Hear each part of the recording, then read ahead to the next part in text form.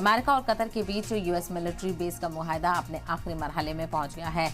इस मुआहदे के मुताबिक अमेरिका कतर में एक बड़े अड्डे पर अपनी फौज की मौजूदगी को अगले 10 वर्षों तक बढ़ा देगा। हालांकि अभी तक इस मुआहदे का ऐलान नहीं किया गया है। दोहा के साउथ वेस्ट रेगिस्तान में वाक़ अल उदीद एयरबेस मिडिल ईस्ट में अमेरिका का सबसे बड़ा मिलिट्री बेस है, जिसमें 1000 से ज्यादा अमेरिकी फौजी रह सकते हैं। वाज़ेह रहे कि अमेरिकी दिफाई सेक्रेटरी लॉयड ऑस्टिन ने पिछले महीने अल उदीद का दौरा किया था, जहां उन्होंने कतर के बेस पर बढ़े हुए खर्च उठाने के लिए शुक्रिया अदा किया था। हालांकि इस दौरान मुआहदे के रिन्यू करने पर कोई बात नहीं हुई। एक तरफ जहां कतर हमास के सीनियर लीडरान की मेजबानी कर रहा है और इजराइल हमास जंग में सालिसी कर रहा है, उस बीच में अमेरिका के साथ इस तरह का मुआहदा कई सवाल भी खड़े कर रहा है।